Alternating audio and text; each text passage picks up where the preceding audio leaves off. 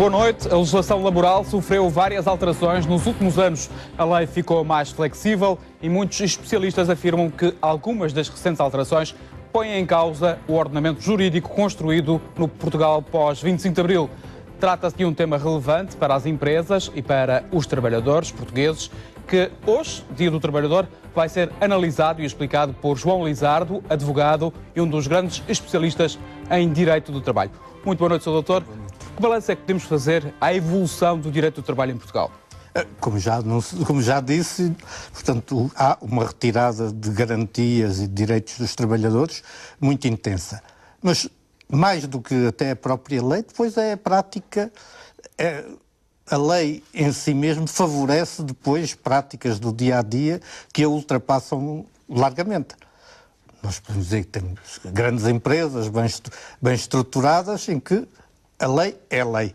Depois temos uma imensa maioria de pequeníssimas empresas sem acompanhamento jurídico, em que os trabalhadores estão sempre pressionados pela própria manutenção do posto de trabalho, pelo próprio futuro incerto que hoje cerca 90%, digamos assim, desse tipo de empresas, e em que a lei é ultrapassada e muitas vezes já há questões que em relação a esse tipo de empresas é uma própria dificuldade delas próprias, da sua própria gestão, é aplicar a lei. Mas a lei é ultrapassada intencionalmente? Sim, embora um pouco decorrente das condições. Um exemplo, a lei flexibilizou imenso a questão dos horários de trabalho, com a criação do banco de horas e tudo isso. Mas o que nós vemos na prática é que são pouquíssimas as empresas que aplicam a lei, porque a lei, nesse aspecto, é extremamente complexa. Esta alteração constante é responsabilidade da crise, digamos assim, ou a quem é que atribui as culpas desta flexibilidade extrema, digamos assim, também? Acho que nós, no nosso país, a nível geral, sofremos desse problema. Portanto, a alteração legislativa tem abrangido todas as áreas da vida nacional, com francos prejuízos para a atividade dos tribunais e dos advogados, dos juristas, que dificilmente hoje em dia conseguem acompanhar o ritmo que os sucessivos governos, e pelas mais variadas razões, têm introduzido nas mudanças legais. Portanto, e o direito de trabalho não fica imune a isso. Depois é aquela ideia de que só se incentivaria a produtividade se retirassem direitos, condições aos trabalhadores. O que nós temos visto na prática é que, ao fim de tantos anos a retirar direitos, a produtividade não aumentou absolutamente nada. Antes, pelo contrário. Portanto, o problema não está aí. Mas entramos um pouco num caminho que vai-se tirando, não dá resultado, vai-se exagerando e vai-se... Há produção legislativa a mais? Francamente. Porque, como disse... Como é que se pode estancar esta produção legislativa? Ou, na sua opinião, o que é que se podia fazer para melhorar ou reduzir este constante mudar das leis? Eu penso que aí é sobretudo uma questão política, não é fácil chegarmos lá. Portanto, há uma... E depois, a crise também tem esta faceta. Há menos dinheiro para os governos apresentarem obras feitas, e fazer leis é barato, não custa. Nós, a nível da legislação de trabalho, temos imensas disposições que nunca foram usadas. Nos últimos anos houve uma preocupação de reduzir os custos do trabalho, já aqui focou ainda há pouco, a remuneração do trabalho suplementar foi reduzida para metade. Há aqui um retrocesso muito grande nos direitos conquistados no pós-25 de Abril. Há um retrocesso bastante grande. E, por exemplo, no caso do trabalho suplementar, precisamente porque a organização empresarial é débil, o trabalho suplementar sempre foi visto não como uma coisa excepcional, mas até para muitos trabalhadores, em muitos setores, era uma melhoria, um benefício em termos salariais. Não era visto como algo que só surgia excepcionalmente, mas para eles era um complemento salarial que tinham como certo e seguro. Portanto, quer a quebra no pagamento, quer a diminuição da consideração do que seja trabalho suplementar, em virtude da flexibilização dos horários, traduziram-se numa quebra bastante grande em relação ao valor da retribuição em muitos setores do trabalho. As medidas pós-Troika, digamos assim, pretendiam aumentar a produtividade através do número de dias dos dias trabalhados, e aqui houve uma redução dos feriados, houve uma retirada da majoração dos dias de férias que premiavam também a assiduidade, e ainda houve aqui uma penalização das faltas injustificadas encostadas ou aos feriados ou, portanto, aos fins de semana, digamos assim, para fazer aquelas pontes mais alargadas. Que efeitos práticos, na sua opinião, enquanto jurista, tiveram estas medidas? Francamente, se me pergunta em termos da empresa... Ainda há pouco disse que isso não se refletiu na produtividade. E não se reflete também na saúde das empresas, porque nós vemos que as empresas no nosso país, e até mais concretamente na nossa região, todas ou quase todas só anunciam mal-estar. Todas ou quase todas não exibem boas condições de saúde. Portanto, não é nem uma coisa nem outra. Aliás, portanto, a questão dos feriados parece-me que é, sobretudo, uma questão política. Diria, com certo exagero, uma questão de terrorismo político. Não são os 4 feriados que aumentam ou diminuem os custos do trabalho. É, sobretudo, uma forma de pressionar os trabalhadores, de lembrar-lhes que estão numa situação de fraqueza, que estão numa situação de permanente ameaça, que estão numa situação de insegurança muito grande. É, sobretudo, uma questão política que está aí e não de maneira nenhuma uma questão de gestão empresarial. Muito se ouve falar que a nova legislação laboral trouxe também flexibilidade nos despedimentos. Além da flexibilidade, atualmente custa muito menos despedir. Há aqui um retrocesso nos direitos conquistados até agora ou há uma maior proteção, digamos assim, do tecido empresarial? Na sua opinião, o que é que acontece aqui com esta alteração da lei? Continua a não ver melhorias no tecido empresarial. Em relação aos despedimentos, nós temos, e penso que todos nós, até o movimento sindical, temos alguma distorção na visão das coisas, porque, até por tudo o que se passou no pós-25 de Abril, situámos muito a questão dos despedimentos no problema do despedimento individual com justa causa. Quando o nosso problema, em termos de segurança no trabalho, se situa a outro nível, se situa nos despedimentos chamados com causas objetivas, que nem sempre são com causas objetivas. Os despedimentos por extinção do posto de trabalho e os despedimentos coletivos. Nós sempre tivemos, não há aí grandes mudanças, uma legislação muito permissiva, muito favorável às empresas em termos de despedimentos coletivos, e o único ponto que não lhes era agradável era precisamente o pagamento das indemnizações. Portanto, a atual tendência legislativa, que tem vindo progressivamente a diminuir o valor das indemnizações, é claro que facilita imenso a posição das empresas. Já era facilitado em termos legais.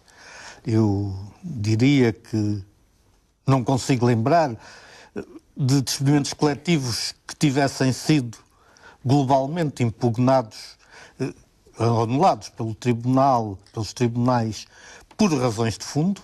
Há muitos despedimentos coletivos que o tribunal dá razão aos trabalhadores, regra geral, a trabalhadores em concreto, e por questões processuais, por questões individuais, por questões secundárias. Em termos de questões de fundo, portanto, dizer não era necessário, em que o Tribunal dissesse claramente não era necessário fazer este despedimento coletivo, os argumentos estão errados, são falsos, é daqueles casos que eu não me consigo sequer lembrar de suceder. Porque depois o Tribunal não tem também meios para avaliar isto. Qual é a percepção que tem? Há mais despedimentos na atualidade com esta crise? Começou a haver mais despedimentos ou não? Sim, a esse nível tem aumentado. Embora nós aqui no nosso caso da região, infelizmente, temos uma outra situação bem pior, que é os despedimentos, de facto, pelo encerramento, de uma ou de outra forma, legalmente, através das insolvências, ilegalmente, através das situações de facto que têm vindo a ocorrer. Penso que aqui, naquilo que nos diz respeito na região, os despedimentos deram um pulo imenso, mas em relação a situações de facto derivadas de formas encapotadas ou não de encerramento das empresas. No caso dos despedimentos por inadaptação ou por extinção do posto de trabalho, eles passaram a obedecer a novos critérios. Esses novos critérios são mais brandos Portanto, ou não? O despedimento por inadaptação ao posto de trabalho é um bom exemplo daquilo que eu disse inicialmente. Portanto, foi criado em 89, não, 90 ou 91, agora não posso precisar a data, e que eu tivesse passado na minha vida profissional apenas um único caso me passou pelas mãos, e mesmo esse, o despedimento poderia ter sido processado por outra via. A nível nacional e naquilo que diz respeito à jurisprudência, portanto, às sentenças de fundo que são depois publicadas e estudadas, desconheço, neste imenso período, nunca vi uma única decisão que tivesse a ver com o despedimento por inadaptação de posto de trabalho. Portanto, os despedimentos por inadaptação de posto de trabalho estiveram na lei há 20 e tal anos, sem nunca terem sido utilizados. Nunca nenhuma empresa teve a necessidade de recorrer àquilo. Ou teve a capacidade também de aconselhamento jurídico. E, hoje em dia, a lei, portanto, criou novas facilidades, mas também ainda não conheço, ainda não vi, quer na minha experiência profissional, quer naquilo que é a jurisprudência e na publicação de decisões de tribunais, um único caso de despedimento por inadaptação. Já aqui falou na compensação por despedimento. Há aqui, digamos assim, nesta nova lei, um alinhar com os países europeus. A partir de setembro de 2013, a indemnização por despedimento é correspondente a 12 dias por cada ano de trabalho.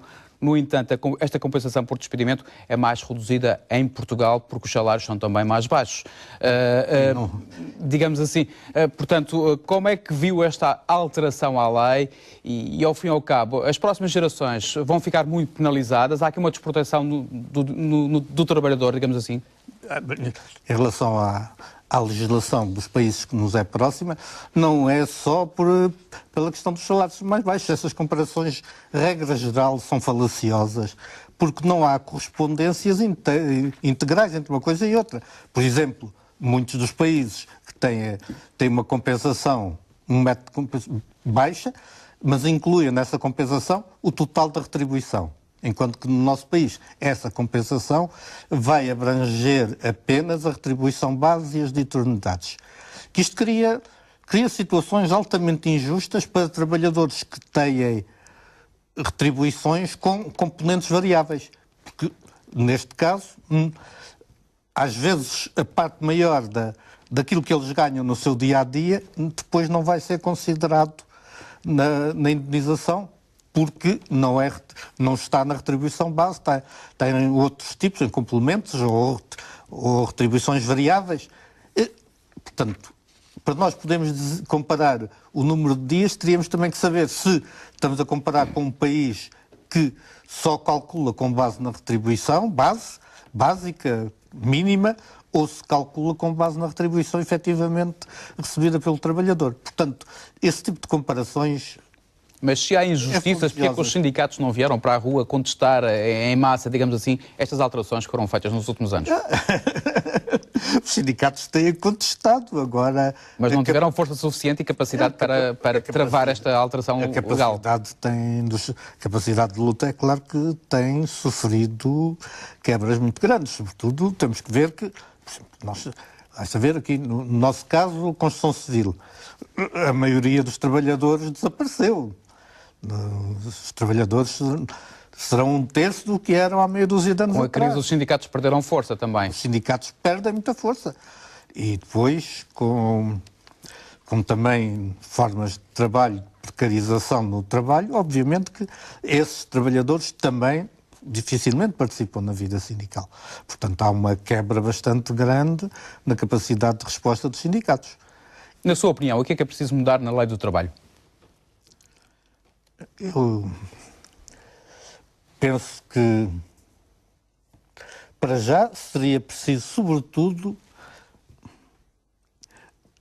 pôr fim a todas as normas anómalas extra ao próprio edifício jurídico da legislação do trabalho e que são apresentadas como transitórias, mas que têm tendência... Que normas são essas, por exemplo? Portanto, as que limitam, por exemplo, o pagamento de trabalho suplementar, as que limitaram os feriados, as que limitaram todas essas normas que vieram para além daquilo que estava no Código de Trabalho de 2009 e que são apresentadas como sendo transitórias, mas que... E que ficam pelo menos até 2016, pelo menos. E depois, mal por mal, antes o Código de Trabalho de 2003 do que de 2009. O Código de Trabalho de 2009 abriu uma série de portas pouco razoáveis. Eu acompanhei pessoalmente alguns dos mentores do Código de 2009. Eles tinham uma ideia algo absurda politicamente, mas defendiam que vamos acabar com as razões de queixa dos empresários, das empresas, vamos pôr-lhes um código que eles não possam dizer que é por causa dos trabalhadores e da legislação do trabalho que o país não se desenvolve. E portanto, alguns dos autores do Código de Trabalho são pessoas que sempre estiveram empenhadas do lado dos trabalhadores e do movimento sindical e que fizeram este tipo de raciocínio que se demonstra que não serviu para nada. As queixas dos empresários não diminuíram nem 1 milímetro após o Código de Trabalho de 2009.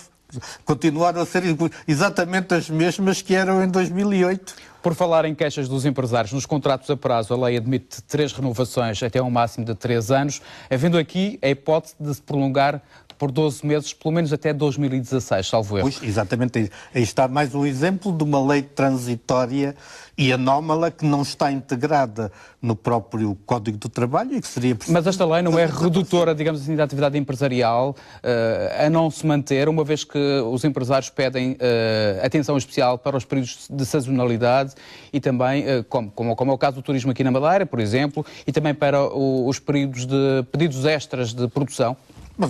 Mas o Código de Trabalho e a lei dos contratos a prazo, a legislação, respeitando a contratos a termo, sempre previu os casos em que ele é admissível. Portanto, não há sazonalidade. Sazonalidade são 6 meses no máximo, não há sazonalidades de 6 anos, como agora o Governo, portanto, supostamente de forma transitória, permite. Portanto, há uma série de aspectos concretos em que a lei, situações concretas em que a lei admite o recurso à contratação a termo. Agora, a grande questão é se o nosso tecido empresarial tem capacidade para utilizar a lei, capacidade e vontade. Nós conhecemos casos de recibos verdes, por exemplo, têm contratos, mais do que 3 ou 4 contratos nos últimos 4 ou 5 anos. Que conselho é que dá, por exemplo, a estes trabalhadores que não veem a sua situação laboral regularizada? É uma situação um bocado difícil. Tem muitos casos destes? Ultimamente não. Já tive, concretamente nesta casa, uma grande quantidade e que, pronto, se conseguiu chegar a um bom resultado. Mas são processos extremamente difíceis em termos de tribunal, porque a prova é difícil, não é... É difícil porquê? Porque temos que provar, e a prova, em princípio, cabe ao trabalhador, embora haja alguma facilidade nessa matéria, mas temos que provar que existem ordens, que não se trata de um trabalhador que exerça o seu cargo com independência. Ora, isto é muito mais fácil à empresa arranjar testemunhas e montar dizer que ele vai lá trabalhar quando lhe apetece, que só tem uma ordem teórica e que depois executa pela sua própria iniciativa, do que provar o contrário. Dr. João Lizardo, o senhor é conhecido como por um advogado famoso por ganhar muitos processos em tribunal. Ainda continua a ser assim? Eu ganho e perco. Aliás, acho que um bom advogado deve perder processos. Um bom advogado é aquele que se empenha para defender causas que acha que merecem uma atenção excepcional e que sejam arriscadas. Eu não ganho assim tantos como tudo isso. Perco muitos também e perco muitas vezes de boa cara e com muita honra. E muito... não é gosto, mas pronto. Mas é... Quais são as principais queixas dos processos que costuma defender? Portanto, agora, eu penso que, vou continuar já agora, portanto, os próprios juízes, os próprios tribunais não são imunes à vida social. E, neste caso concreto, ao discurso de austeridade. Isto quer dizer que nem sempre a forma como os tribunais veem as questões é igual. Portanto, em determinados momentos, determinado tipo de problemas terão uma solução e exatamente a mesma questão, num outro momento, pode ter outra solução. Os tribunais não são, de maneira nenhuma, imunes a este tipo de discurso que é o que domina a nossa sociedade desde há uns anos para cá. Por outro lado, há alguns setores que me parecem preocupantes, quer do ponto de vista da atuação das empresas, quer do ponto de vista da própria visão dos tribunais, dos juízes. Que setores são esses? Por exemplo, aqueles que são relativamente recentes e em que é trazido para a relação de trabalho as situações da própria vida pessoal do trabalhador. Portanto, hoje em dia, grande parte dos despedimentos com invocação de justa causa têm a ver com comportamentos individuais do trabalhador e não com o seu comportamento enquanto trabalhador. Está a falar das novas tecnologias como o Facebook, o Twitter? Sim, por exemplo, esse é um dos grandes problemas. Porque ninguém se lembra de prestar atenção a isso.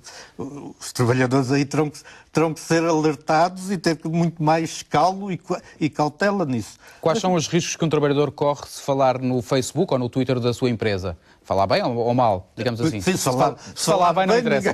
Ninguém o critica.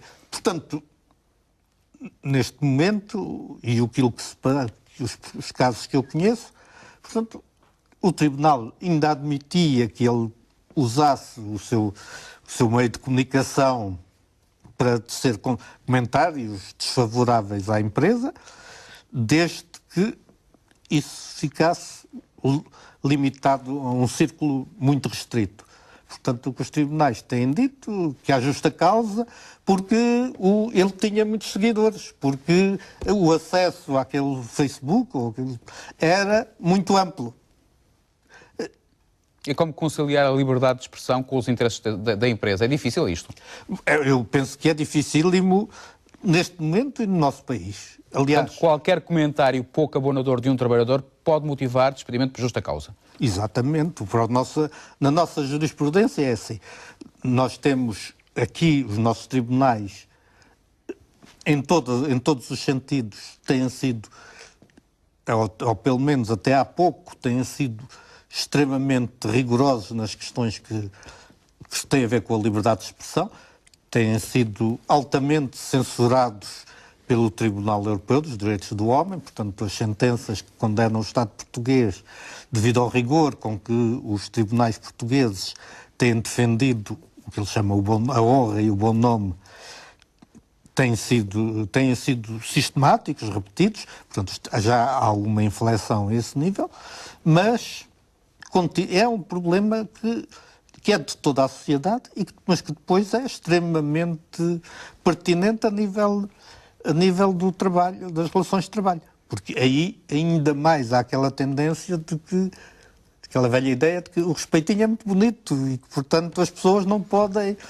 criticar certas pessoas, quer dizer, não podem criticar os chefes, não podem criticar os patrões, não podem criticar os que estão acima. Se disserem mal do desgraçado que está abaixo, aí a liberdade de expressão já funciona inteiramente. Agora, se é para alguém que está numa posição tida por superior, os nossos tribunais, seja nas relações de trabalho, seja em qualquer outra área, têm sido pouco justos na maneira como têm aplicado o direito. E pronto, nós temos que ver que o que há aqui, mais que tudo, é que quando se discute uma justa causa de despedimento, o que se deveria estar a discutir é o impacto no trabalho. Não é se a empresa está bem ou mal vista, ou melhor, se o patrão, se o empresário ficou bem ou mal visto, se ficou com a sua honra, o seu prestígio. Se os problemas têm a ver com... E o trabalho, ao fim e ao cabo, deveria ser a produtividade. E no caso dos despedimentos considerados ilícitos, os trabalhadores, na maioria das vezes, são reintegrados na empresa? São situações muito variáveis. Depende muito... Depois de uma situação de conflitualidade, não é normal que o trabalhador volte à empresa? Não, depende muito do tipo de empresa e do momento em que se coloca a questão da reintegração. Portanto, é claro que eu há uns anos atrás, já lá vão bastantes, fiz um balanço em relação à Madeira, portanto, foi um balanço bastante amplo de situações em que os trabalhadores tinham optado pela reintegração e quais são as consequências disso. Portanto, não há praticamente, raríssimo, o caso em que o trabalhador opte pela reintegração numa empresa pequena. Há casos, por exemplo, em que os trabalhadores optam sempre pela reintegração. Por exemplo, um caso típico, o motorista de transportes públicos. Se ele não tirando aquela empresa ou a do lado que não o vai querer, não tem outro sítio para exercer a sua profissão. Portanto, esses optam sempre pela reintegração.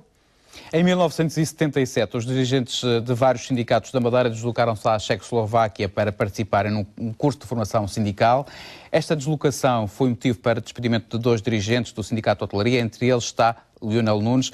Este foi um longo processo, digamos assim, que o senhor travou e que durou quase 20 anos.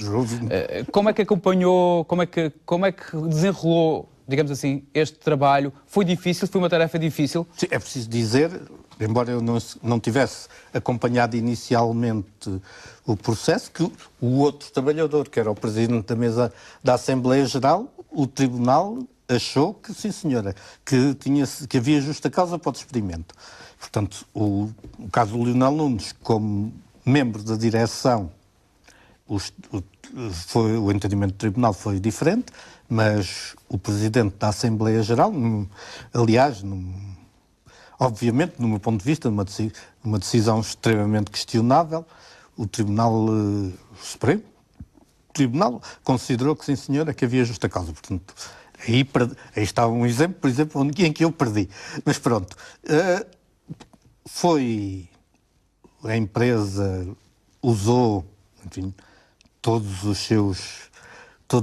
seus argumentos, toda a sua capacidade jurídica, os pareceres de grandes mestres do direito, para conseguir fazer passar a sua posição. Não havia precedentes, portanto, não havia jurisprudência a que nós pudéssemos agarrar. Eu também tive que recorrer, embora de outra forma, a pareceres de mestres do direito, professores universitários. Essa primeira parte foi difícil, mas não foi a parte, talvez, que deu mais preocupações, mas não que deu mais trabalho jurídico. A que deu mais trabalho jurídico depois foi conseguir a reintegração. Aliás, esse trabalho jurídico está todo compilado aqui neste livro, o processo de Leonel Nunes, 20 anos de um processo laboral. Que ilações é que se pode tirar ao fim e ao cabo deste processo? Ele, portanto, é citado por vezes na literatura do direito, como um exemplo, abriu caminho quer na questão das faltas dos dirigentes sindicais, quer na questão da concretização da reintegração.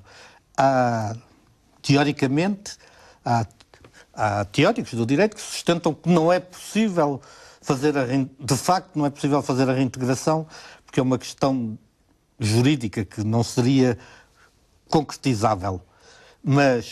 E essa é uma boa discussão teórica, mas na prática e foi o que se passou, uma série de métodos, de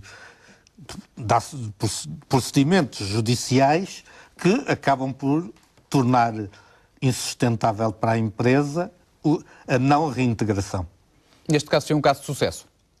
Sim, este caso foi de certeza que, no fundo, é o meu cartão de visita em termos profissionais, sim. O senhor é também coordenador deste livro, que foi editado pelo Sindicato de Hotelaria, que, ao fim e ao cabo, aborda o contencioso deste sindicato no pós-25 de Abril. Por que razão quiseram fazer este projeto? Porque dispunhamos ainda de um razoável arquivo que podia fazer o acompanhamento e, portanto, eu aí já não tenho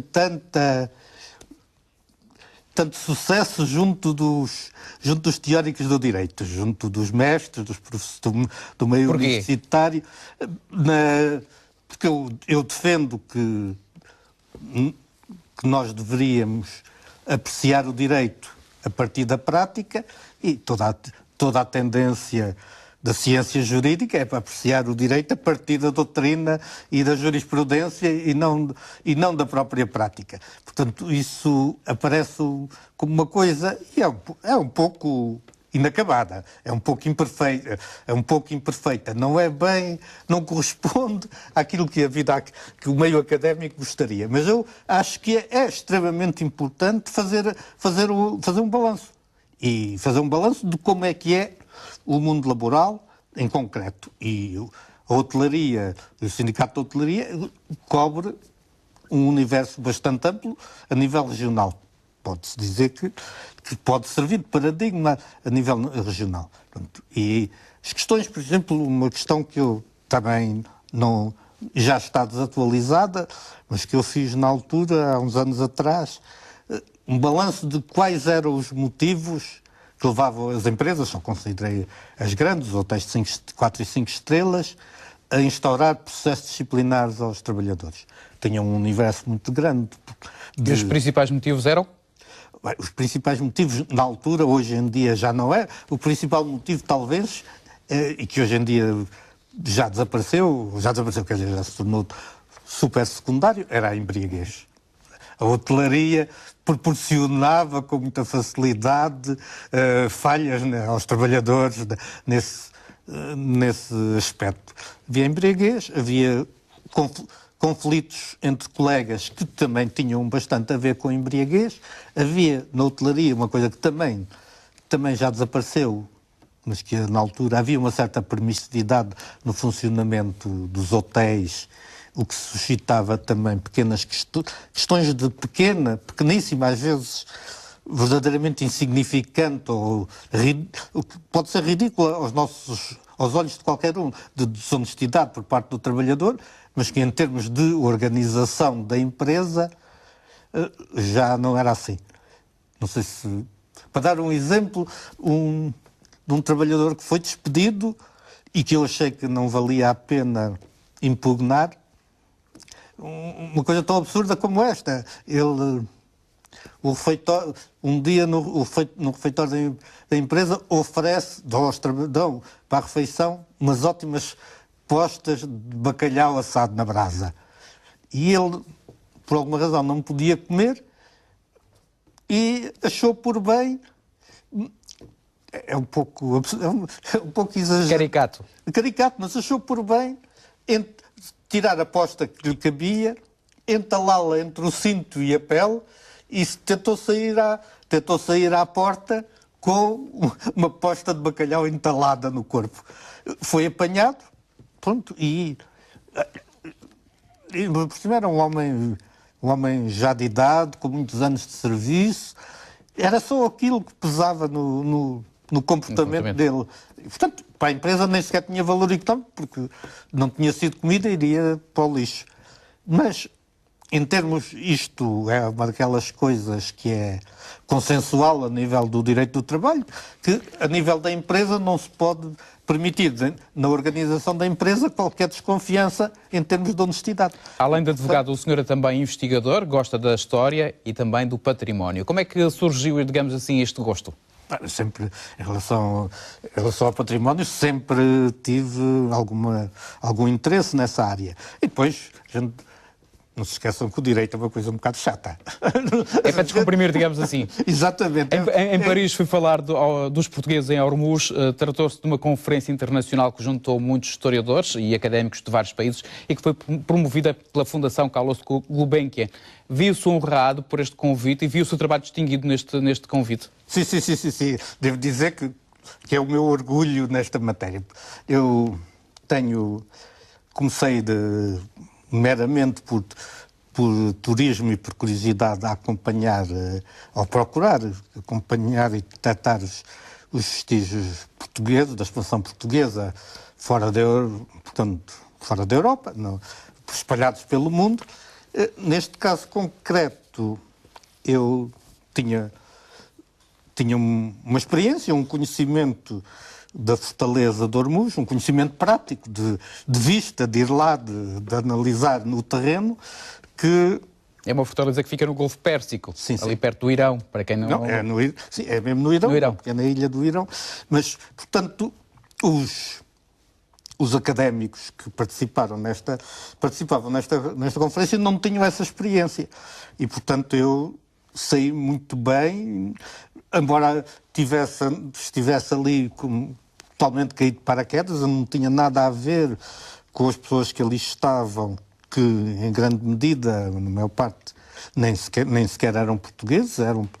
Lembro-me de um dos conferencistas ganhou, logo no ano a seguir, ganhou o prémio mais alto da intelectualidade espanhola, o prémio do Príncipe das Astúrias, pelos seus trabalhos de história. Ele estava ali, mas como era os olhos e a prática da fortaleza Mas é um alerta e uma chamada de atenção para a necessidade de recuperar aquele património, é isso? Sim, é inadmissível, acho eu, a forma como Portugal tem funcionado nesta matéria. Portanto, quando eu comecei a fazer este tipo de viagens, não havia qualquer tipo sequer de informação. Portanto, nós tínhamos, a nossa história era extremamente documental, extremamente escrita. Não havia praticamente documentação em relação a quais são ou não são os vestígios e, através dos vestígios, como é que era, de facto, a nossa presença, porque é aí que se marca o dia-a-dia. Mas... Ao fim e ao cabo, queria deixar o registro, digamos assim. O senhor foi também um dos críticos da demolição do solar Dona Messia. No calor da pré-campanha eleitoral para as eleições regionais deste ano, disse que todo o período em que o candidato Miguel Albuquerque esteve à frente da Câmara do Funchal foi um período de elevadíssima destruição do património existente. Com que argumentos diz isto? Bem, por exemplo, aí está um outro processo que eu perdi. Eu apresentei queixa-crime nessa altura porque, como destruição de um monumento classificado é crime e o governo poderia ter desclassificado previamente, mas não o fez. Portanto... Como não desclassificou, a demolição foi ilegal? A demolição não só era ilegal, como criminosa. Simplesmente eu... E porquê que não ganhou? Porque eu não faço crime e, estupidamente, quis trabalhar sozinho e perdi por razões formais. Pura e simplesmente falhei, errei redondamente, como qualquer principiante, nas matérias do processo em si. Em matérias processuais, eu não devia ter trabalhado sozinho, mas pronto, o entusiasmo às vezes leva-nos a este tipo de falhas. Mas não tenho a menor dúvida de que é claramente qualificável como crime a destruição de um monumento classificado. E que outros monumentos chama a atenção aqui na Madeira? Neste momento a situação tem melhorias, mas desapareceram durante os últimos anos, sobretudo aqui na cidade do Funchal, desapareceram imensas construções e casas que marcavam a cidade e marcavam a história da cidade. Mas foi só no período da governação do Dr. Miguel Albuquerque à frente da Câmara do Funchal? Não, infelizmente isso é um mal geral, que hoje em dia tem diminuído porque já há menos para destruir e também porque é claro que há muito mais consciência disso. Mas ainda agora nós vimos pela comunicação social que um edifício protegido como é a Capela dos Milagres em Machico também admitiu alterações na sua área de proteção sem que houvesse sequer autorização e sem que fosse possível essa intervenção sem condições muito rigorosas. A intervenção não foi feita na capela, foi feita na casa paroquial. Portanto, sim, já não tinha condições de habitação. Sim, mas os monumentos classificados têm uma área de proteção. E essa área de proteção está sujeita à regra geral. Mas houve também ali uma interpretação dúbia, digamos assim, do parecer da DRAC, não é? Pois, eu já não conheço totalmente a situação, não conheço o parecer da DRAC, concretamente, mas não me parece que a situação seja admissível, mas pronto. Muito bem. Dr. João Lizardo, muito obrigado por ter vindo à RTP Madeira. Já acabou os nossos 40 minutos, já se esgotaram. Nós colocamos um ponto final neste programa Entrevista. À ceia especial, desejo uma boa noite e um bom fim de semana. Eu vou julgar que ainda está...